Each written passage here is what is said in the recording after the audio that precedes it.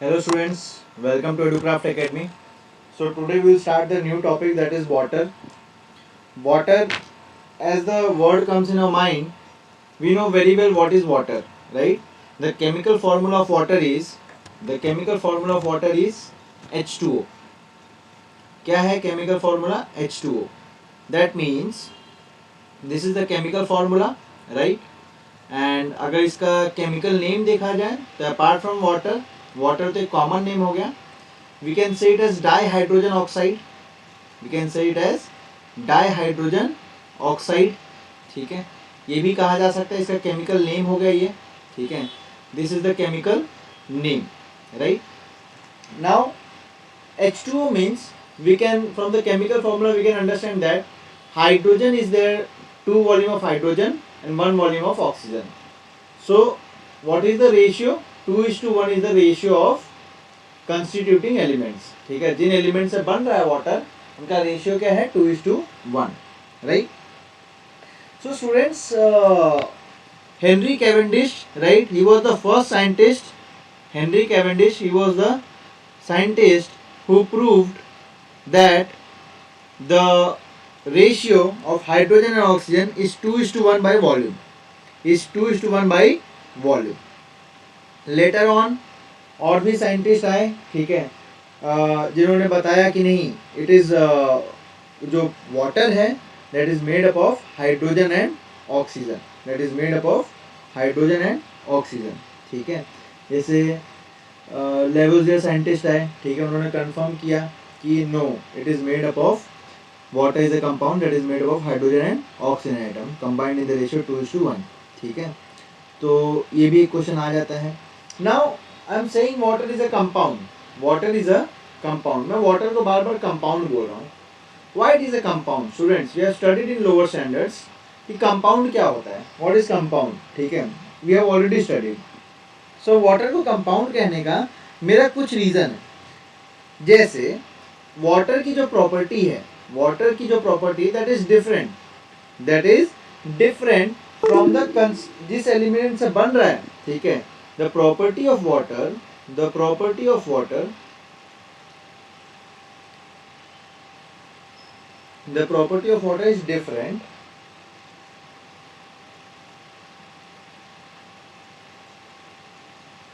is different from constituting elements. From constituting elements मतलब students, अगर आप हाइड्रोजन की बात करें तो हाइड्रोजन जो है अगर फायर लगी हो तो आग को और बढ़ा देता है. It increases the fire. ठीक है, it increases the fire. Oxygen की बात करें, yes, again it is a supporter of combustion. We have studied. ठीक है, सपोर्टर ऑफ कंबशन है, मतलब ये भी आग को बढ़ा देता है, ये भी आग को बढ़ा देता है.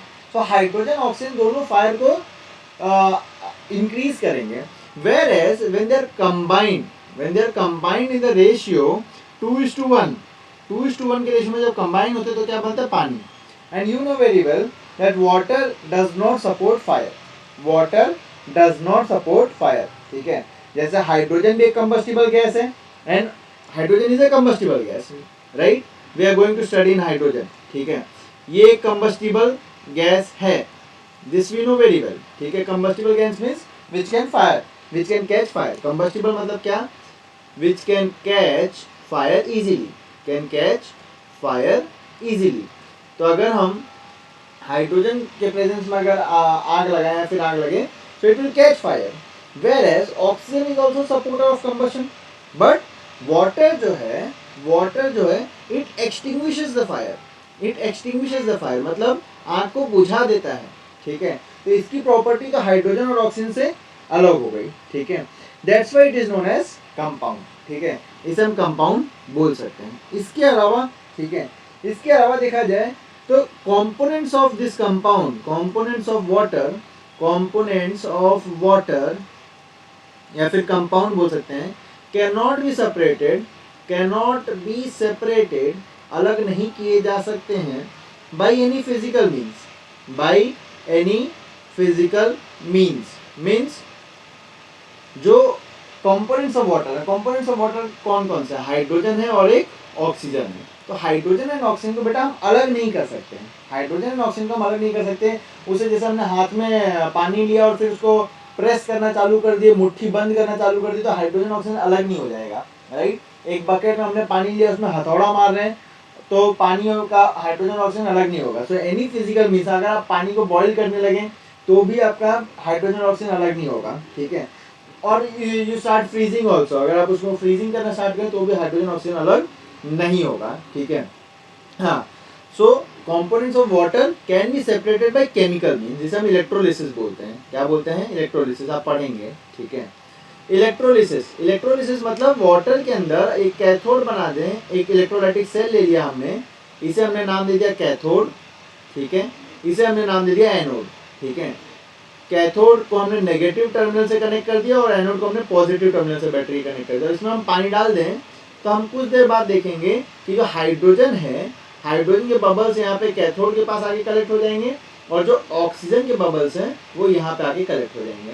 So hydrogen and oxygen of the constituent elements of water can be separated, it can be separated bye, कैसे सेपरेट किया जाता है?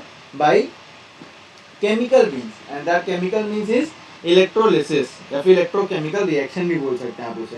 क्या बोल सकते हैं? इलेक्ट्रोकेमिकल रिएक्शन, ठीक है। इसे हम इलेक्ट्रोलिसिस ऑफ वाटर बोलते हैं, ठीक है। क्या बोलते हैं? Electrolysis of water. So it is a compound, that is for sure. हमने 2 पॉइंट्स देख लिए, ठीक है। तीसरा जो पॉइंट है वो ध्यान देने वाली बात है बच्चों, वो क्या है कि कंपाउंड, ठीक है, ये जो कंपाउंड है इसके अंदर जो कंपोनेंट्स हैं, इसके अंदर जो कंपोनेंट्स हैं दैट आर कंबाइंड, कंपाउंड्स के कंपोनेंट जो हैं वो कंबाइंड है। क्या है? Combined in a fix proportion, combined in a fix proportion, एक फिक्स प्रोपोर्शन में जुड़े हुए हैं, ठीक है। जैसे हमने देखा कि जो इनका वेट का रेशियो है वो क्या होगा? 1:8, ठीक है।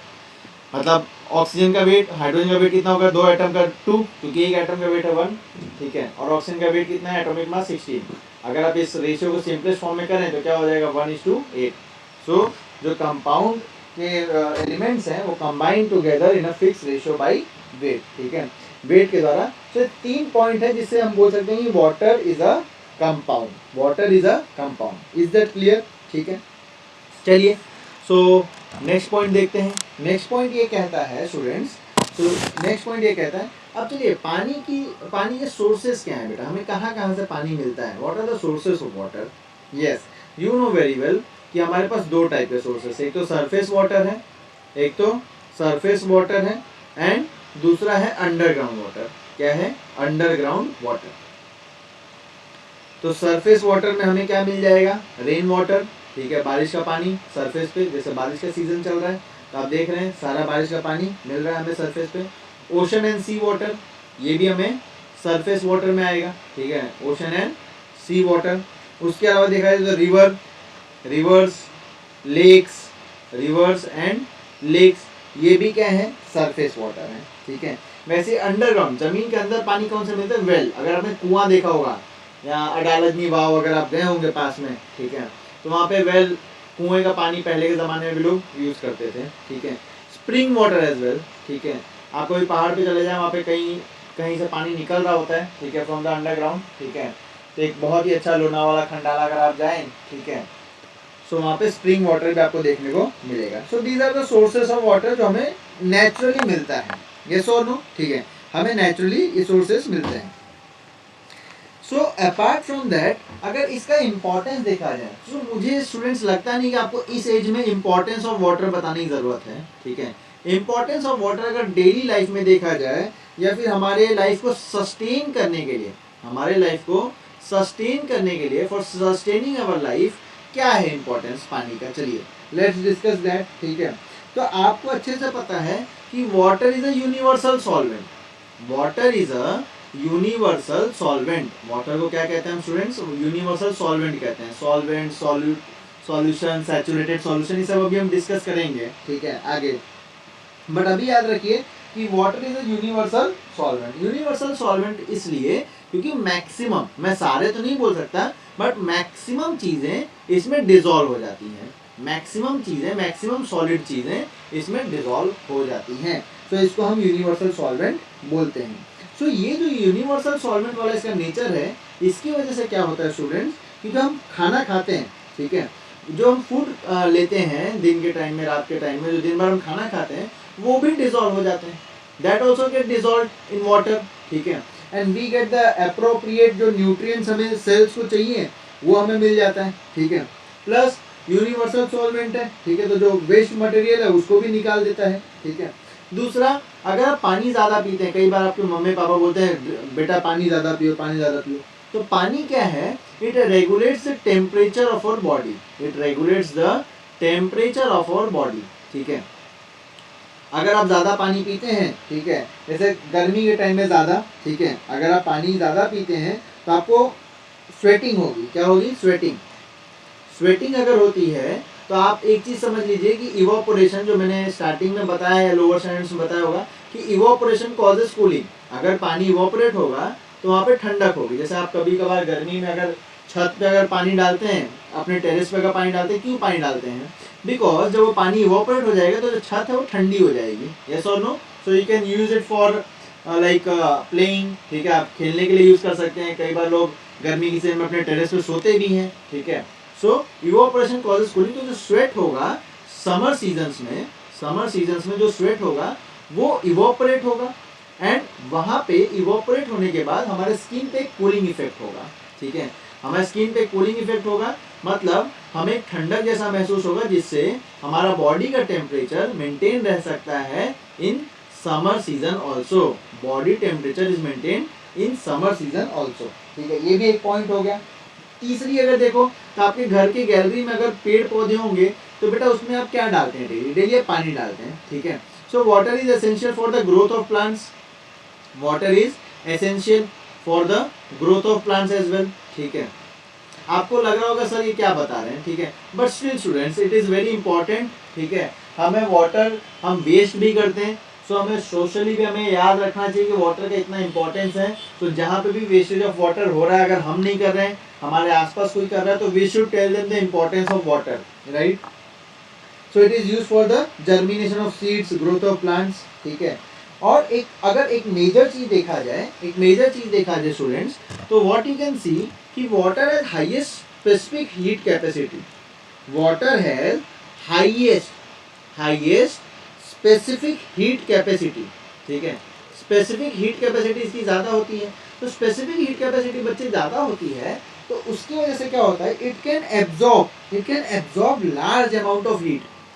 स्पेसिफिक हीट कैपेसिटी मतलब क्या, it can absorb large amount of heat energy, ठीक है। और इसका खुद का टेम्परेचर बहुत ज़्यादा नहीं बढ़ेगा, ठीक है। So it can absorb large amount of heat energy by raising its temperature to a certain minimum value, ठीक है। बहुत खुद का टेम्परेचर बहुत कम बढ़ेगा और ज़्यादा से ज़्यादा हीट एनर्जी एब्जॉर्ब कर लेगा, ठीक है। इसीलिए जब आप पानी पीते हैं तो आपका बॉडी का जो ज़्यादा से ज़्यादा टेम्परेचर वो एब्जॉर्ब कर लेता है, जबकि पानी का टेम्परेचर उतना ज़्यादा राइज नहीं करता है। इज दैट क्लियर, ठीक है। अब वाटर के बारे में स्टूडेंट्स हमने इतना डिस्कस कर लिया, ठीक है। Let's discuss few more thing. Water कितने स्टेट में एग्जिस्ट करता है students, tell me that, water कितने स्टेट में एग्जिस्ट करता है। It exist in all the 3 states, it exist in all the 3 states. What are those 3 states? That is solid state में भी exist करता है, ठीक है,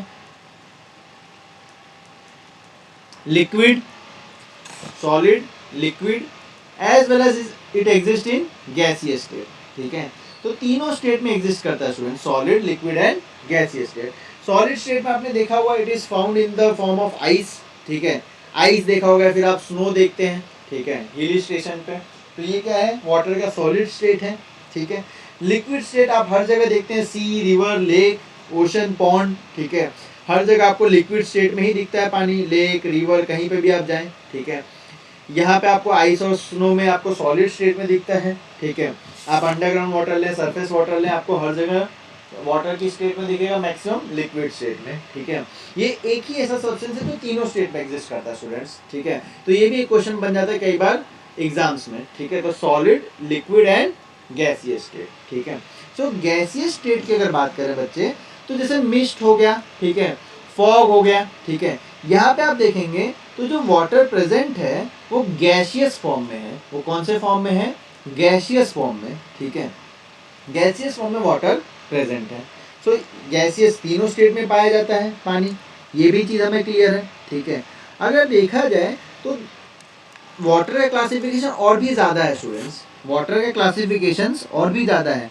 जैसे एक नेचुरल वाटर होता है, ठीक है। नेचुरल वाटर मतलब क्या स्टूडेंट्स? आजकल आप देख रहे होंगे बारिश के सीजन में आपको नेचुरल वाटर मिल रहा है, ठीक है। अगर आप पानी को स्टोर कर सकते हैं तो आप रेन वाटर को नेचुरल फॉर्म ऑफ वाटर बोल सकते हैं, ठीक है। नेचुरल मतलब which occurs in nature, which occurs in nature, जो नेचर के द्वारा दिया जाए उसे हम नेचुरल बोलेंगे, ठीक है।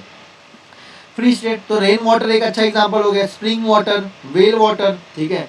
कुएं के अंदर आप जो पानी देंगे वो भी आप कहीं खुद से नहीं डालते हैं, मतलब आपके दादा पुराने ज़माने में कोई पानी स्टोर करके नहीं गया था कि आपने खड्डा खोदा और आपको कुएं में पानी मिल गया, ठीक है। That is also a natural source of water, ठीक है।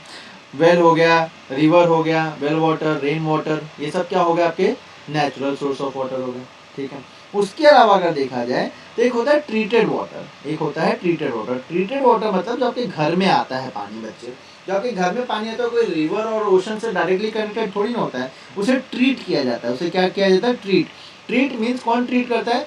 सम मैन मेड प्रोसीजर्स हैं, सम मैन मेड प्रोसेस है, ठीक है। कुछ वेरियस स्टेजेस होते हैं, मैन मेड प्रोसेस, जिसके द्वारा उसे क्लीन किया जाता है, ठीक है। जैसे कभी उसको फिल्ट्रेट से उसके कुछ डस्ट पार्टिकल्स और ये सारे पार्टिकल्स हम अलग कर लेते हैं, ठीक है। फिर वो होने के बाद छोटे छोटे पार्टिकल्स, बड़े बड़े पत्थर, ये सब अलग हो गए। फिर सेकेंड लेवल पे लेके जाते हैं, वहाँ पे हम उस वाटर को थोड़ा देर रहने देते हैं, तो जो छोटी छोटी इम्प्योरिटीज़ होती हैं वो नीचे बैठ जाती हैं। फिर हम थर्ड लेवल पे उसको लेके जाते हैं, जो और भी छोटी छोटी इम्प्योरिटीज़ हैं, ठीक है। यहाँ पे तो पहले हमने फिल्टर पेपर लगा के रखा था, फिल्टर पेपर में जो बड़े बड़े पत्थर थे, ठीक है, कचरा था, वो निकल गया। फिर सेकेंड लेवल पे आया तो जो छोटे छोटे पत्थर थे वो नीचे जाके सेटल हो गए। फिर उससे भी छोटे छोटे जो थे, जो नीचे सेटल नहीं हुए, जो इतने हैवी नहीं थे, उन्हें हम थर्ड स्टेज में लेके आके एलम डाल दिया हमने। एलम क्या है? एलम एक ऐसी चीज़ है जो कि इम्प्योरिटीज़ के आजू बाजू जाके स्टिक हो जाता है। जैसे ये इम्प्योरिटीज़ है, यहाँ पे एलम आपको दिखेगा, ठीक है। ये एलम स्टिक हो गया तो छोटी छोटी इम्प्योरिटीज़ है जो नीचे सेटल डाउन नहीं हुई थी, वो भी यहाँ पे सेटल डाउन हो जाएगी, ठीक है। इस तरीके से हम 3-4 स्टेजेस में जाते हैं। लास्ट स्टेज होता है हम उसमें क्लोरीन डालते हैं, ठीक है।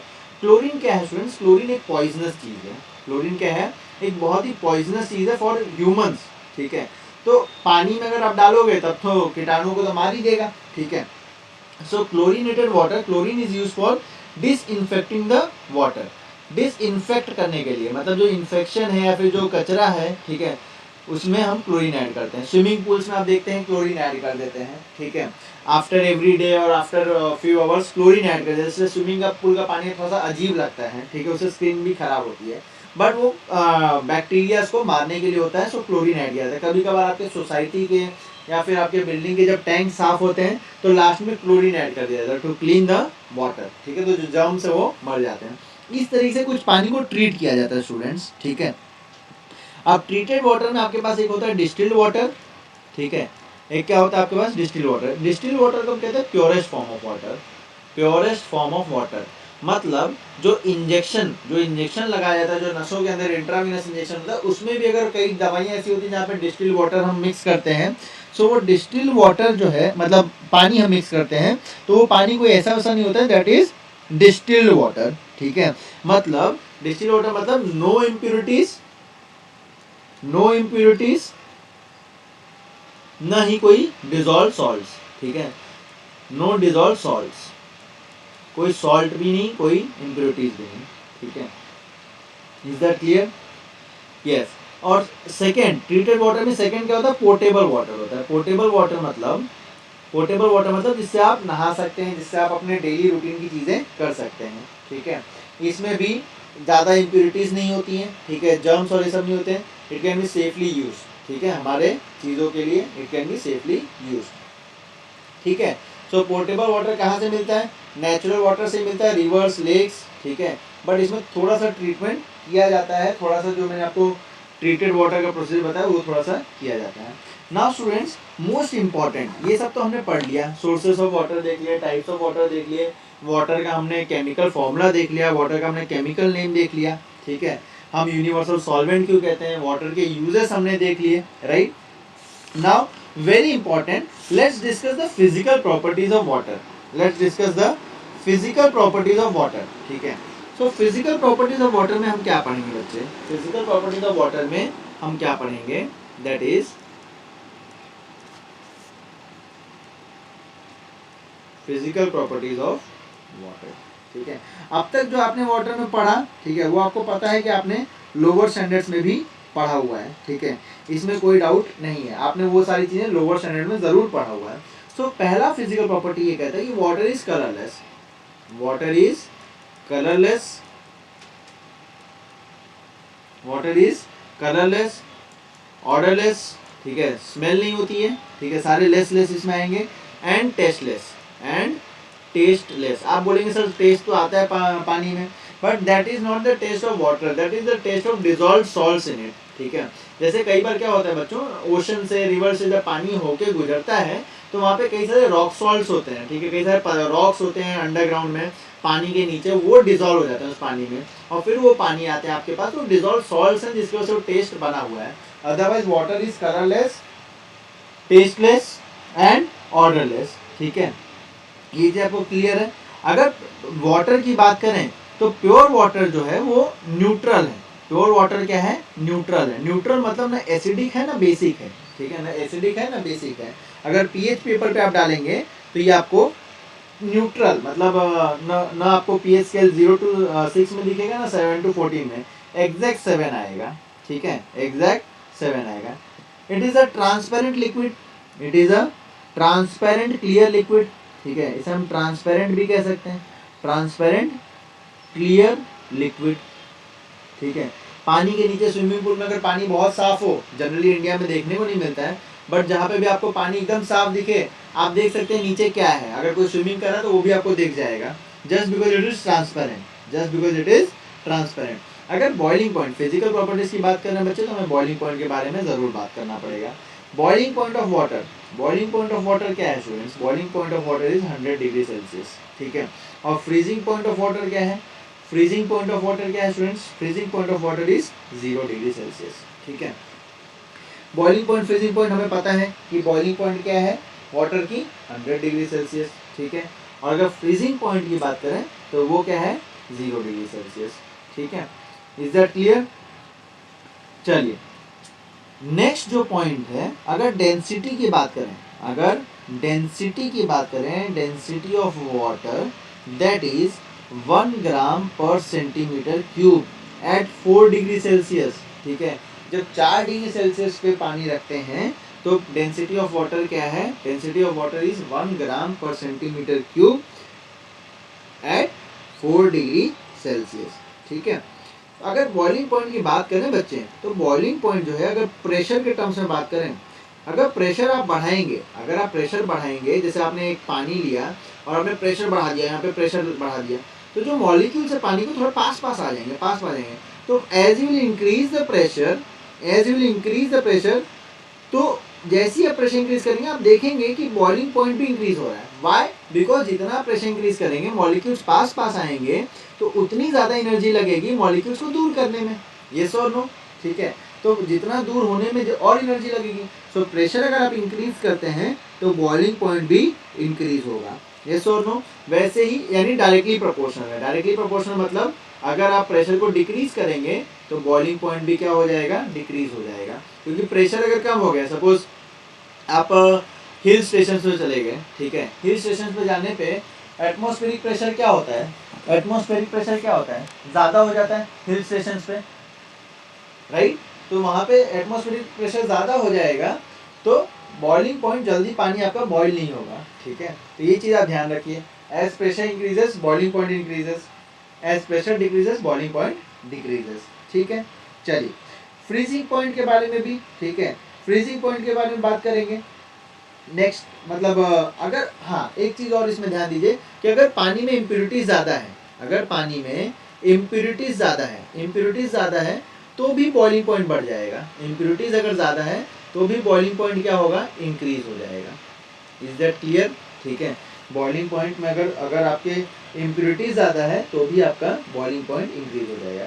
ठीक है, सो ये कुछ बातें थी जो फिजिकल प्रॉपर्टीज़ में हमें करनी थी। ठीक है, और भी हम फिजिकल प्रॉपर्टीज़ की बात करेंगे, बट उससे पहले स्टूडेंट्स आप ये समझ लीजिए कि हमें वाटर के बारे में बात करने